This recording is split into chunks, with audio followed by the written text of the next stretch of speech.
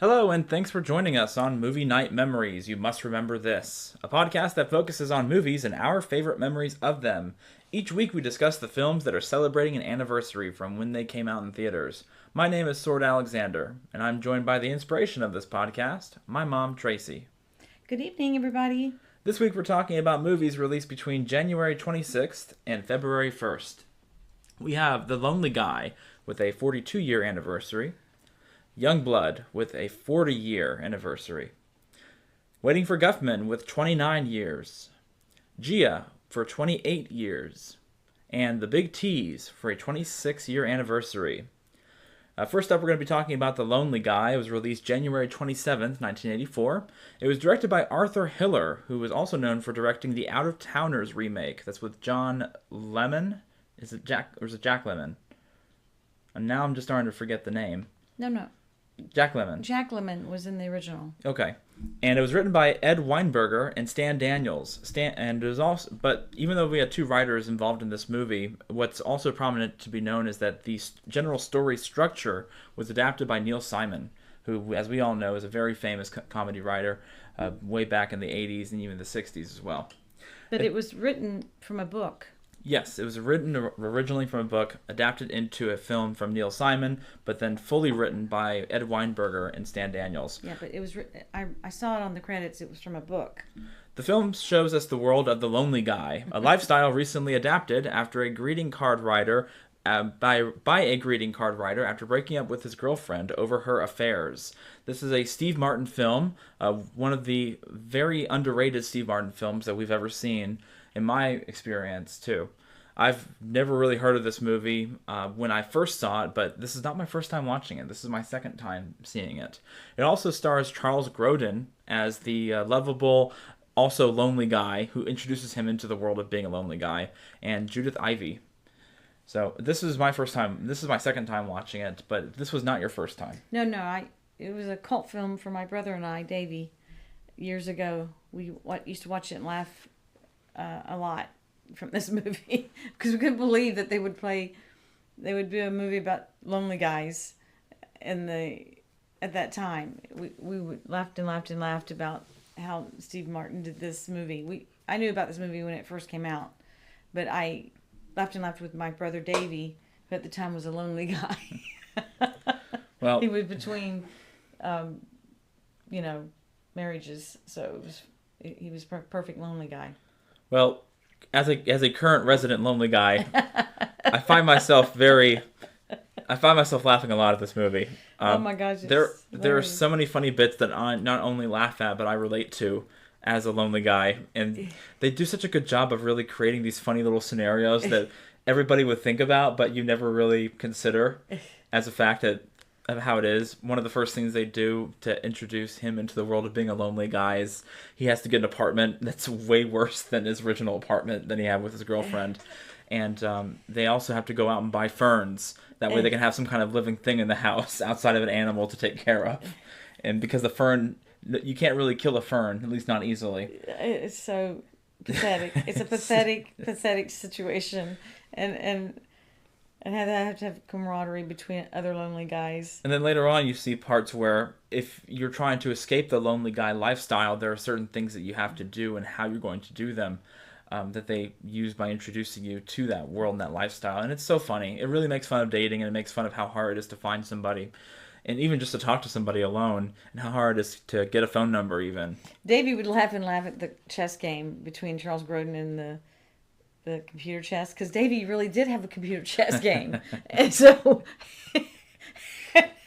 the guy stuck out his hand to shake it, and then he calls him an a-hole.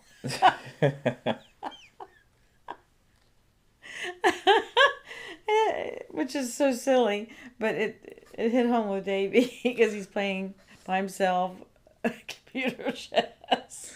And it really sticks home because this is a very underrated film. Nobody talks about this. Whenever you think about and talk about Steve Martin movies, this is not what comes up at all. Mm-mm. I think The Jerk, I think about all of his comedy sketches and his SNL hits as well, but you think Planes, Trains, and Automobiles and Cheaper by the Dozen, that's a really famous one too. You don't hear about The Lonely Guy. Davey went through a period where he really adored Steve Martin. and he really adored the what's her name, something Peterson. He really had an affair with, not an affair, but had a relationship with. You're just airing out all the dirty laundry today, aren't you? No, but he had a long-term relationship with her. What's her name? She was in The Jerk. Mm-hmm. What's her name? Peterson. She's in her 70s now, almost 80. Gosh, I can't think of her name. But anyway, the curly hair. She sings really well. I'm looking it up real quick. That would be Bernadette Peters? Bernadette Peters. Yeah, not Peterson. Bernadette Peters, yeah. So they were in films together for quite a while. They were an item. But anyway, so this movie, I couldn't find the budget for. I did some research, and I'm sure it's somewhere out there and very... it was not a well-known film. No, it's not. Okay. But it had a box office of $5.4 million. So at least made a little bit of money in the box office. I'd imagine if we had to think about the budget for this film, I'd imagine it was probably made back its budget. I don't know. It was maybe not broke known. Even at best. It was not... And it had some bizarre stuff in it. So it probably made some people uncomfortable. I think near the end of the movie, it starts to kind of fall apart. I wouldn't say actually completely fall apart, but it starts to slow down and kind of go into the same old routine of how these romantic comedies kind of work. It doesn't really ruin the film, but it does really slow down and make you think, okay, let's get to the end. Like, come on, let's get over with. It's not an award-winning film. It's just a silly film that you gotta go and laugh and be silly with. Though I have to disagree with you there. I think that the writing is worthy of awards. I think the writing is really expertly told because it not only relates to the lonely guy of the 80s, it can still relate to the lonely guy of the 2020s. It's a silly film, though. It's silly. It is silly, it's but not real. It's not real. It's yes, a fantasy. I know that, Mom. I know it's a fantasy, but it's also kind of relatable. Where you have these insecurities about yourself. Like, you can't go out to a restaurant without being, like, by yourself without people looking down at you and feeling sad about you. That's what happens in the movie, where he asks table for one, and they're like, oh. And then it gets quiet. It gets, like, the whole restaurant stops talking and look at the guy like, oh, man, that sucks. He's got a spotlight on him and stuff. You can't even go out to a restaurant by yourself. Everybody looks at you and judges you, and it makes fun of that. That still happens to this day, too. Stop looking at me like that. But anyway, I really enjoyed it. I think it's very, very clever. I said at the end of the movie after we finished watching it is that it's like an SNL skit that was told extremely well. I didn't want to stop watching it. Yeah, so it is. What would you give it out of 5 stars? Back then, I was crazy about the movie. I would have given it a 4, but now 3.5. Yeah, I give it a 3.5 too. Because there's some things that are a little bit not edited very well. Mm-hmm. How they switch it. Mm-hmm. But it's just because of the time frame when they made it. I think if it was made today, it'd be a lot better. I think it really stands up today. Even to this day, it stands up. Despite the rocky ending, at the end of the day, it really stands up for me and something that I can really appreciate as a comedy. Yeah. All right, next up we're going to be talking about Youngblood. It was released January 30th, 1986, so that's the Big 4-0, 40th anniversary. It was directed by Peter Markle, and it was written by Markle and John Whitman. It's about a humble farmer's son with a passion for hockey who is recruited into the to a National League team, aiming to prove himself among local celebrities and finding his place in the world. This has some high... well-known actors. Yes, it had Rob Lowe and Patrick Swayze, and Keanu Reeves in his first ever role. This was his film premiere as a very small character. It includes Cynthia Gibb, which I haven't seen of Cynthia Gibb in a long time. I haven't really seen her in that much outside of this movie, and I can't really think of a movie where she's in it that I'm... When you say Cynthia Gibb, what do you mean? The girl, the love interest. Yeah, but she's not that known. She's not a well-known actress. But have you seen her in anything like much more outside of this movie? Because I really can't think of her. Yes, she was... I've seen her before, but she's in low-budget teen films. I can't think of it right now. I don't have it in front of me. But anyway, she's not... What's well-known is that Rob Lowe really was incredible in this. Patrick Swayze, I was surprised by. There were some other actors in it that I don't have their names, but that you've seen a lot of that were in this. And the realism of the film with hockey was shocking. It was a very bloody film. about the violence of hockey. Yeah, they really show you how brutal hockey can be. And it was rather risque. Mm-hmm. Yeah, it was. There were some risque scenes. Yeah, there were some and very sexual scenes with older women and younger women in this film. I didn't mind, and there was a lot of nudity. They showed a lot of Rob Lowe, which I didn't mind at all. I was really impressed with the makeup they had with some of these injuries. I mean, Yes. it looked so real. It did not look like somebody was getting. There was a scene where somebody's getting stitched up, and it doesn't look like any kind of makeup. It looks like somebody really got cut and they're actually getting stitched up in real time. And the skating by Rob Lowe was phenomenal. It was incredible. You could tell like they really Practiced and did their best to know how to become skate like on the ice. yeah, professional skaters and everything, and hockey players. It was brutal. It was violent, and it was something for a film that came out in '86. It really stands out as a well shot film. I would have seen it as a '90s movie when it comes to the way they filmed it. It was very advanced, I would say, considering for the year '86. So I was very impressed with it. This movie didn't do particularly gangbusters at the box office. Had an $8 million budget, made $15 million, so it made double its money back, sure, but I would have thought it would have made probably like $40 million. So I don't know I don't think they knew how to market it. Mm-hmm. That was it a hockey movie or was it a romantic movie? Yeah, they struggled to. Because it had both. Yeah. In a way, I would even say it's almost a fish out of water story, but it's not exactly a fish out of water because the fish is not out of the water. He's just in a different bowl. He's still in his own water, which is hockey. So it's at least it doesn't exactly know what it's trying to do, but it's trying to do a few things at once. And you know what? None of them fall apart. It tells a good romantic story. It tells a good hockey story. It tells a good actions have consequences story. I think it does a good job doing all of these elements and finishing it off too. It was very well done. I was shocked, but Rob Lowe knows how to deliver a great. He gets into a role. Yeah, this was one of his first really good movies. This is where I think he really stood out as a young actor trying to prove himself in the world. He really showed his range. And I was very impressed with that aspect of it. He knew he had to. I think Cynthia Gibb was excellent. I think her chemistry with him not only was great, but her on-screen chemistry was phenomenal. Like you were glued to the screen when she came on screen. They had chemistry between them. They really did. I thought Patrick Swayze was all right. I thought he was okay. Yeah, he didn't really stand out too much to me. I've seen him stand out better in other things, but I found it really surprising that Keanu Reeves wasn't involved in this movie, really. This was his first movie role. He's on there for like the first 20 minutes, and then you never see him again. And he's not in it that much, though. No. Sword. He's not. It just surprised me that this was his first movie, and he's not even barely in it in the first place. There's a bad guy. He's a named character. There's a bad guy hockey player that's in it much more. Mm-hmm. Absolutely.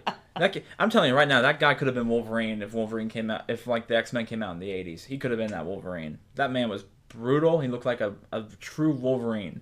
I was really impressed with how villain-like he was. He was good. He was really good. I was really impressed with how much of a villain he was. So I enjoyed it. I thought it was a better 80s movie than I expected it to be. It really stands out as an underrated like cult hit and something that I could see myself watching a couple more times. I would give it a 4 out of 5. Yeah, it's up there. It's hard for me because I liked some of the scenes more than others because of loving Rob Lowe. I do think it struggles with trying to find out its own identity, where it spends a little bit too much time in places that it shouldn't, and there was just some things, little editing things that I really wasn't the biggest fan of, especially near the end of the movie as well. That just didn't make, and also the story-wise, that didn't make any sense. So there are some things that definitely would not have happened or would have happened a different way if it really happened in real life, because it's a very realistic movie, all things considered, but some things just fell apart when they shouldn't have. So with that said, what would you give it? I think I'd give it a 4. Just that it held up so well. I was surprised. And there were scenes that was very ahead of its time. Yeah. Good. Right, we're going to be moving on to Waiting for Guffman. It was released January 31st, 1997. It was directed by Christopher Guest, who is also known as a title character in the role of This Is Spinal Tap. It was also written by Guest and Eugene Levy. With the town of Blaine, Missouri, celebrating an upcoming anniversary, comes a new musical about its origin, written by a local celebrity, hoping to be picked up by a big-time Broadway producer. So this was a majorly improvised film production. The only thing that wasn't improvised was the musical number that they made, the entire musical itself. But everything else, all the dialogue was improvised. It is genius. It is genius by Guest. Yes, Christopher Guest, he is a genius. His performance in the film is incredible. There's been other films that are like this, because this is a very bizarre film. I think this is the first time we've ever talked about a film like this, like in a Borat style kind of thing, where so much of it's improvised on the spot. If you've ever seen Best in Show, it's very much like that, where it's improvised. But this is the kind of film where they have a story outline, let the actors do their thing, and then they kind of figure it out later. It's just a little bit more unhinged than you would say a Monty Python film itself. So it's very unique, very experimental, and it works surprisingly well. Christopher Guest is a genius. That's all I can tell you. I loved him so much in this. I could see it again and again and again. Was this your first time watching it? Yes. And this is my first time, too. I've seen little scenes from it, but never got to see the whole thing. Mm-hmm. And Waiting for Guffman, it's a play on Waiting for Godot, which is a famous play. It's been around forever, and it really fits the bill. I wasn't sure. For a long time, I was thinking, where does this Waiting for Guffman, like, why is it called Waiting for Guffman? And then near the end of the movie, they really tie it together. And I'm thinking, okay, now everything makes sense. Now it's because the title would have really make or break the film itself. And I really enjoyed it too. I thought it was very funny. It's one of those things where sometimes improvised comedies just don't do it right. There's going to be moments where it's just not funny. And there are parts in this movie that are just not funny. They try as they might, because they film it like a documentary. So they do these interviews, and try as they might, some of these people are just not funny. But when it hits very hard, and it's very enjoyable to watch. I think your favorite scene probably was when he went to the town leaders, the director played by Christopher Guest, and he was begging the town for $100,000. And they said, well, the whole town's budget's $15,000. I don't know how we can give you $100,000. It was his response. His response, what was his response? You say it. He says along the lines of, I'm going to go home and bite my pillow. That's how angry I am right now. He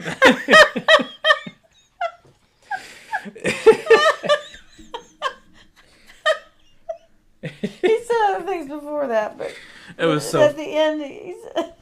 And it's just like you see this like really. A it's a very typical, like, extremely flamboyant man who claims to have a wife that we never see, ever. And he wants to be a Broadway star. He's a local. He's been around forever, and he wants to go to Broadway and become a famous director.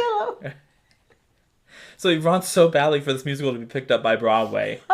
I think he said his last credit was an off Broadway production. It's sad. And they have Eugene Levy, you have Fred Willard and Catherine O'Hara, who plays a couple. Eugene Levy plays a dentist who always wanted to be an actor. Catherine O'Hara's hair.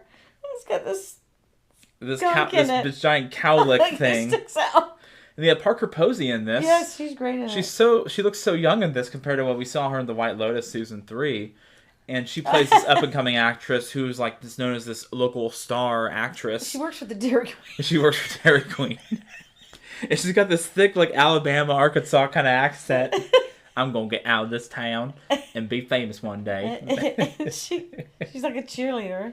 It's so funny. Oh, my God. Oh, my God. It's great. It's just super funny.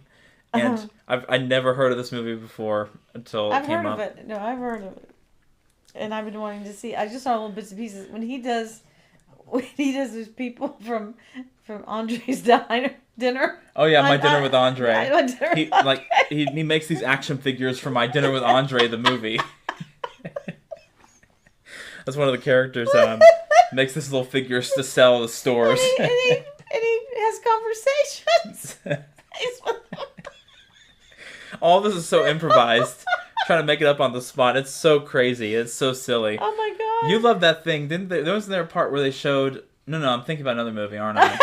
About the chess set with the hula characters. What they put. That was him. That was him. They give him a chess set because they said he was really smart. Yeah. So when they give him a chess set, they said, give him a chess set. So they give him a chess set, and then he made hula. They made the chess set out of hula dancers. Oh my god. It's just funny. It's just a funny time. Oh my god. I would give it. I don't know. It's hard to put a description on this one. I give it 5. And I really can't put a rating on this because it's so improvised, but they do a really good job putting it together. I just recommend. I give it a thumbs up. I recommend it. Give it a thumbs up, in my opinion. You can't give it a. I would think maybe, God. a 3 or 3.5. How could you do that? It's improvised, like they make it up. I mean, they have to get the best pieces that they possibly can and splice it together and put it together. They have a story, they have a plot, and they have good talent. If they didn't have good talent, this would be a train wreck. It'd be like watching an airplane crash. But it works because they have the right actors who know how to improvise and be funny. But that's hard to do. Yeah. Oh my god, it's hilarious. Yeah, I think some characters really shouldn't have been there or been replaced by better actors. Like the music director, he really wasn't in it that much, and he really didn't stand out too much. The auditions were so funny. I wanted to see more of the auditions when they did these auditions for the for the characters in the musical. You know that they've seen these auditions before, and they were doing people that they'd seen do terrible auditions when they were singing the Swanee River. Oh my god! Well, I loved it when the guy was doing a monologue, but instead of a monologue, it was him doing 2 different characters in a movie that he saw. And he would look at one side of the room, say his line, and then look to the other side of the room and say another line, and then he would go back and forth like an idiot. And it was that was my favorite part of the movie. That just filled it for me. I'm doing a monologue. I'm going to play 2 people at once. I just can't. I was done. I was like, I can't do this anymore. Oh my god. It was good. It had a budget of $4 million, but it didn't make it. It made $2.9 million. I'm telling you, they didn't. They should have advertised this movie more. This was really funny. This is a really good. This is a really good movie. I'm surprised that they didn't do more with it. That's disappointing because it deserved better. It deserved better for a $4 million film, especially one that was with such a low budget, and it really did a good job entertaining the audience. So I highly recommend watching it just at least one time. Something you can show your local theater group and have a ball watching it. And you watch it and you know about your local theater group, and then you start saying, "Oh, that's so and so, and that's so and so, and that's so and so." Exactly. All right. Next up, we're going to talk about something way less funny. We're going to talk about Gia. Wow. This was released on January 31st, 1998. It was directed by Michael Christopher, and it was written by Christopher and Jay McInerney. I'm so sorry. McInerney? Probably McInerney.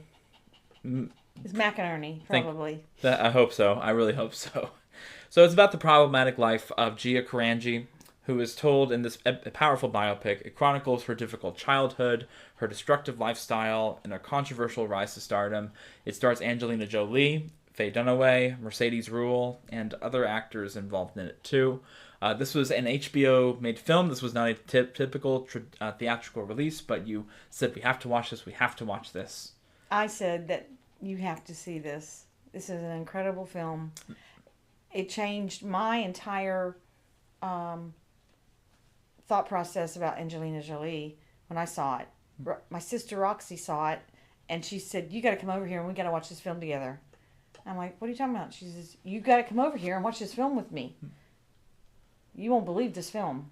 And I said, okay, what's it called? She says, Gia. It's about a real supermodel. I said, she said, you'll recognize her once I show you who it is. I said, okay.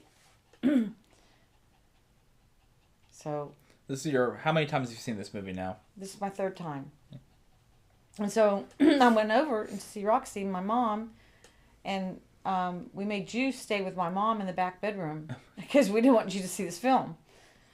And it was real late, so you probably slept most of the time.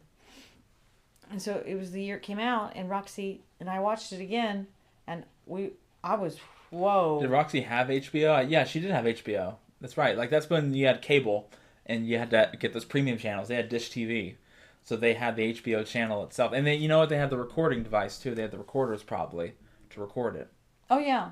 So so I don't know if she recorded or not or whatever, but we watched it and she wanted to see my reaction. She always loved to see my reaction when I would watch movies. Mm-hmm. And then she says, "See that? You see, and we watched it together and just like, oh my gosh, you see that?" And she said, "Can you believe that?" And we talked about Angelina, and it was really before she got off the ground, and we said she's going to win an Oscar. Yeah, and then we realized, oh, she won't win an Oscar because it was HBO. HBO movies then were not considered Oscar winners. Really? Yeah, and we thought she won't win an Oscar, but she'll win awards. She'll win major awards for that film, and Roxy said she's going to be the biggest star in the world. She's going to be the next biggest, big actress in the world. Tracey, I said, yeah, you're right. She is. She's incredible, and she was.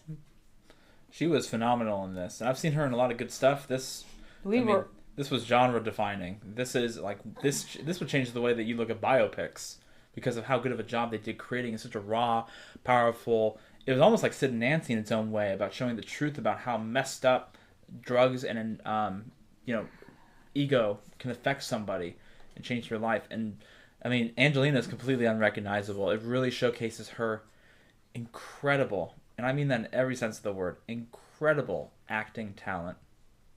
I was in shock of that film. How they were so explicit. In some ways, I'm still in shock over it. And it's such a beautifully sad story about someone who really, and I don't know how true it is, of course, we only know so much, but they did say that the story is based on real interviews along with real notes from her journal as well. And it tells such a beautiful story that's also incredibly morose about someone who's struggled her entire life, mentally, physically, emotionally, to get to where she wanted to be in life. And it's about the human soul and how it can be tainted and afflicted by others. It's got so many great little layers to it. And imagery. Really, yes. The imagery is incredible. And Roxy, I remember so distinctly that she could not stand the mother in this film. Every time that woman would appear, Roxy would scream, "Oh, I hate that woman. Oh, I hate that woman." I couldn't stand her either in the movie. I'm like, this is awful. How could you do this to your daughter and be so selfish? And I never realized that who played the younger Gia was Mia Kunis. Mm-hmm. You were the one who recognized it. But I hadn't seen this in years and years and years. And it was. Yep. And probably that was her first film. I don't know. Maybe. But she was perfect for her. She was incredible. She was great for the little bits she was in it. I mean, you saw the great... They kind of look like each other, too. And that's the really freaky part, is that young Mila Kunis looks like Angelina Jolie. It's like a 23-year-old whatnot. Gia. Yeah. It's pretty incredible. Yeah. But it had a budget of $7.9 million. And, I mean, I could not have seen that as... That's pretty low for a budget like this. And, of course, we don't know how... And they shot it in New York. Yeah, and I don't know how much. Of course, we can't tell how much they actually made in Philadelphia from the film itself because it wasn't released in theaters. But it was a huge hit, and it really brought Angelina Jolie to notoriety. Yeah, notoriety as well. So I thoroughly enjoyed it. I think it's a beautiful film, and it's something that you could watch again and again and still be entertained by it. But man, it's also hard to watch at the same time. So I'd give it 4.5 out of 5. I just Angelina alone, I give it 5. she, and the filming of these raw moments of the heroine. That makeup was incredible. It was hard to watch because some of it looks so painful, and it's just like, oh my god, how are you doing this to yourself? And it's so sad. It's just, oh my god. It truly was. It was just like with Youngblood, where it looked they ended it too. It looked so real. Oh, the ending. The ending was incredible. The ending was it's a work of art at that point. It really is a work. Of art. Because a lot of directors don't do it like that, and they did it beautifully. No, they treated her like the way that, like, in such a positive light throughout the entire movie. They show her flaws, but at the end of the movie, they treat her with such a positive light, even though when she's absolutely insane. I had to stop myself from cursing by accident, but even when she's absolutely insane, you see. It comes from a place of vulnerability and just wanting help. And it was a beautiful, beautiful ending. And I really appreciated it as well. You could tell how much respect and love they had for the person that inspired this film. So, anything else you want to add? No, it's just that I see so many different people in the performance that Angelina did. I saw so many people in my lifetime that I've witnessed that suffered. That's how you know how real she played the role. Yeah. Because of how real it was for probably so many people, yourself included. I just saw so many people that I've seen suffer. Well, we're going to move on to the last movie, which is a little bit more of a lighthearted note. It is The Big Tease. It was released January 28th, 2000, so celebrating a 26-year anniversary. It was directed by Kevin Allen and written by Sacha Gervasi, who also did The Terminal, and it was also written by Craig Ferguson. Now, Craig Ferguson's my favorite comedian of all time. I love this man. He's fantastic. He's fantastic as a stand-up comedian. At this point in his life, he was sober. He was a recovering alcoholic in the early 90s, and he drinks a lot in this movie, but obviously isn't exactly the case too. But I mention it because his character, his identity is so important to this movie. It's a movie about Scottish heritage and about being Scottish. And it's about a Scottish hairdresser with a flamboyant edge and a spark for talent who travels to LA to compete in the international hairdressing competition. Unbeknownst to him until he arrives, he was invited as an audience member only. So he gets there, and they tell him, "Oh, your seat's right here." And he says, "Okay, when am I going to get up on stage?" And they said, "You're not going to get up on stage. What are you talking about?" Well, first they give him a bill. Mm-hmm. Yeah, they give him a bill. Yeah, the hotel they give him a bill too. He thought it was all going to be paid by this competition. And he goes to the United States from Scotland, and it's a huge bill he incurs. And he says, "Wait a minute, this is going to be paid by the competition." And he thinks he's a participant by being this famous hairdresser. And he's not a famous hairdresser at all. He's just been invited to come to be an audience member. Mm-hmm. And it's a big stink. It's a big stink.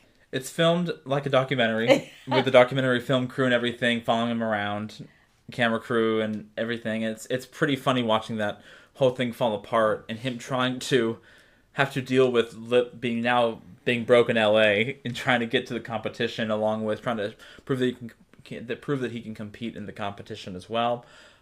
There were several people that like very small roles, like smaller actors compared to big hits. But Craig Ferguson's the star in it, and he said that he wanted to make a movie that celebrated Scottish background and Scottish, heritage in a way that's more lighthearted compared to movies like Braveheart and Trainspotting. That was his description.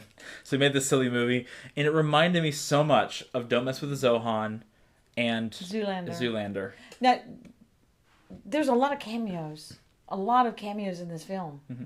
which I was shocked by, because it's this crazy, off-the-wall comedy, and all these people want to be in this film.